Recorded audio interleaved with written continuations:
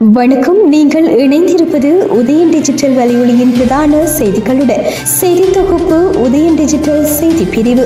செய்திகளுடன் இணைந்திருக்கும் நான் லிஷா தரணீஸ்வரன்.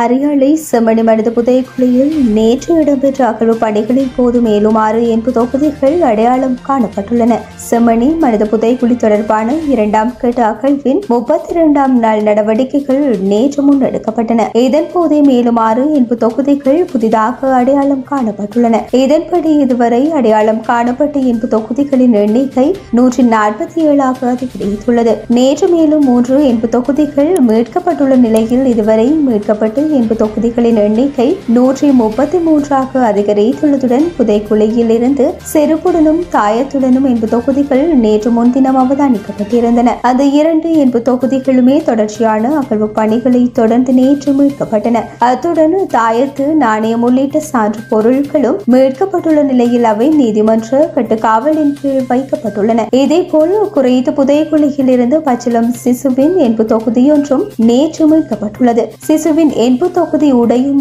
நிலையில் மிக பலவீனமாக இருந்ததால் என்பு தொகுதியை சுற்றியிருந்த மணல் பிடிமானங்களுடன் இணைந்த வகையில் சுற்றி கட்டப்பட்டு அது பத்திரமாக மீட்கப்பட்டது. இதேவேளை செம்மணி புதைக்குழியில் 2ஆம் கட்டமாக இடம்பெற்று வரும் அகழ்வு பணிகளின் 2ஆம் கட்ட நடவடிக்கைகள் இன்றுடன் தற்காலிகமாக நிறுத்தப்பட உள்ளன. 45 நாட்களை கொண்ட 2ஆம் கட்ட அகழ்வு பணிகள் 3 பகுதிகளாக இடம்பெற்று வரும் நிலையில் 2ஆம் கட்டத்தின் 2ஆம் பகுதி அகழ்வு பணிகளே இன்றுடன் நிறைவுக்கு வரவுள்ளன.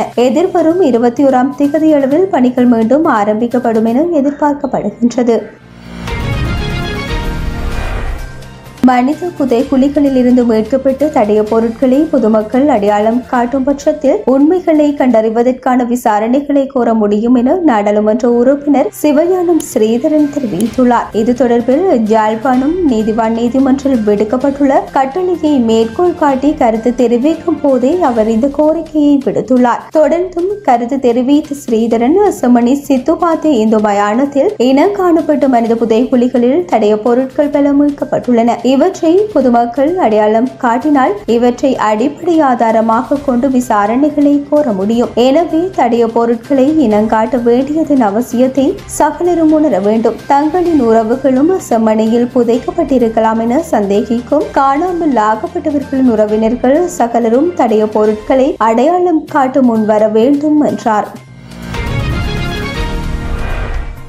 யாழ்ப்பாணத்தில் மீண்டும் மலேரியா காய்ச்சல் பரவியுள்ளமை உறுதிப்படுத்தப்பட்டுள்ளது. மலேரியா காய்ச்சல் காரணமாக 2 யாழ்ப்பாணம் போதனா மருத்துவமனையில் சிகிச்சை பெற்று வருகின்றனர். இது தொடர்பில் யாழ்ப்பாணம் போதனா மருத்துவமனையின் பிரதி பணிப்பாளர் மருத்துவர் சி ஜமுனானந்தா வெளியிட்டுள்ள ஊடக அறிக்கையில் உள்ளதாவது: மலேரியா காய்ச்சல் காரணமாக யாழ்ப்பாணம் போதனா மருத்துவமனையில் 2 சிகிச்சை பெற்று வருகின்றனர். அவர்களில் ஒருவர் 38 வயதுடையவர், மற்றவர் 29 வயதுடைய நபர். 38 வயதுடைய நபர் அதிதீவிர சிகிச்சை பிரிவிலும் 29 வயதுடைய நபர் மருத்துவ விடுதியிலும் சிகிச்சைக்காக சேர்க்கப்பட்டுள்ளனர். இவர்கள் ஐரோப்பியாவுக்கு செல்வதற்காக சென்று ஆப்பிரிக்க நாடொன்றில் தங்கியிருந்துவிட்டு மீண்டும் விமானம் மூலம் கட்டநாயக்கவுக்கு திரும்பியவர்கள். எனவே வெளிநாடுகளுக்கு குறைவாக ஆப்பிரிக்க நாடுகளுக்கு சென்றுவிட்டு திரும்புபவர்கள் கூடுதல் அக்கறையுடன் செயற்பட வேண்டும். இது தொடர்பில் பொது சுகாதார பரிசோதகர்கள் விசேட செயற்றிட்டங்களை வருமுன் காப்போம் என்ற அடிப்படையில்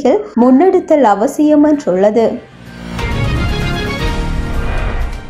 2019ஆம் ஆண்டு இடம்பெற்ற உயிர்த்த ஞாயிறு பயங்கரவாத தாக்குதலுக்கு சதி செய்தல், உதவி செய்தல் மற்றும் உடந்தையாக இருந்த குற்றச்சாட்டில் நௌபர் மௌலவி உட்பட 24 பிரதிவாதிகளுக்கு எதிராக தாக்கல் செய்யப்பட்ட வழக்கு நேற்று கொழும்பு மேல் நீதிமன்றத்தின் 3 நீதிபதிகள் கொண்ட அமர்வு முன் விசாரணைக்கு வந்தது. அதன்படி சம்பந்தப்பட்ட வழக்கு நவரத்ன மாரசிங்க, பிரதீப் அபேரத்ன மற்றும் சுஜீவ நிசங்க ஆகியோர் அடங்கிய நீதிபதிகள் அமர்வு முன் விசாரணைக்கு வந்தது. பலது பாதுகாப்பு ஏற்பாடுகளுக்கு மத்தியில் பிரதிவாதிகள் நீதிமன்றத்தில் முன்னிலைப்படுத்தப்பட்டனர். இந்த வழக்கில் ஒரு பிரதிவாதி உயர் நீதிமன்றத்தில் மேல்முறையீடு செய்துள்ளதால் இந்த வழக்கின் சாட்சிய விசாரணை வேறு திகதிக்கு ஒத்தி வைக்கப்பட்டது. அதன்படி இந்த வழக்கின் சாட்சிய விசாரணை எதிர்வரும் செப்டம்பர் 11ஆம் திகதிக்கு ஒத்தி வைக்கப்பட்டது. குறைந்த வழக்கில் நௌபர் மௌலவி உட்பட 24 பிரதிவாதிகள் மீது பயங்கரவாத தடுப்பு சட்டத்தின் கீழ் சட்டமா அதிபர் வழக்கு தொடர்ந்திருந்தார். இதேவேளை வழக்கில் உள்ள அனைத்து பிரதிவாதிகளும் நீதிமன்றத்தால் காவலில் வைக்கப்பட்டுள்ளமையும் குறிப்பிடத்தக்கது. விமான நிலையங்களில் பாதுகாப்பை பலப்படுத்துமாறு அனைத்து பங்குதாரர்களுக்கும் இந்திய சிவில் விமான பாதுகாப்பு பணியகம் அறிவுறுத்தியுள்ளது. செப்டம்பர் மாதம் 22ஆம் திகதி முதல் அக்டோபர் மாதம் 2ஆம் திகதி வரையிலான காலகட்டத்தில் பயங்கரவாத குழுவிடமிருந்து அச்சுறுத்தல் இருக்கலாம் என்ற உளவுத்துறை தகவலை காரணம் காட்டி இந்த அறிவுறுத்தலை விடுத்துள்ளதாக இந்திய ஊடகங்கள் தெரிவிக்கின்றன. கானாவில் நேற்று இடம்பெற்ற ஹெலிகாப்டர் விபத்தில் அந்நாட்டின் பாதுகாப்பு அமைச்சர் எட்வர்ட் ஓமனே போமா மற்றும் சுற்றுச்சூழல் அறிவியல் மற்றும் தொழில்நுட்ப அமைச்சர் இப்ராஹிம் முர்தலா முகமது உட்பட 8 பேர் உயிரிழந்துள்ளதாக அந்நாட்டு அரசாங்கம் தெரிவித்துள்ளது. கானா விமானப்படைக்கு சொந்தமான சட்லைன் வகை ஹெலிகாப்டர் அக்ராவில் இருந்து ஒபவாசி நோக்கி பயணித்துக் கொண்டிருந்த போது அசாந்தி மாகாணத்தின் நாதான்சி பகுதியில் விழுந்து விபத்துக்குள்ளானது. விபத்தில் உயிரிழந்தோர் அனைவரும் நாட்டிற்கு பணியாற்றிய அமைச்சர்கள் மற்றும் படை வீரர்கள் என கூறப்படும் நிலையில் ஜனாதிபதி மற்றும் அரசாங்கம் இறந்தோரின் குடும்பங்களுக்கு ஆழ்ந்த இரங்கலை தெரிவித்துள்ளனர். விபத்துக்கான காரணம் தொடர்பில் அதிகாரிகள் உடனடியாக எந்த ஒரு விளக்கத்தையும் வழங்கவில்லை. இருப்பினும் குறித்த ஹெலிகாப்டர் விபத்து இடம்பெறுவதற்கு முன்னர் ரேடார் தொடர்பு துண்டிக்கப்பட்டதாக தெரிவிக்கப்பட்டுள்ளமை குறிப்பிடத்தக்கது.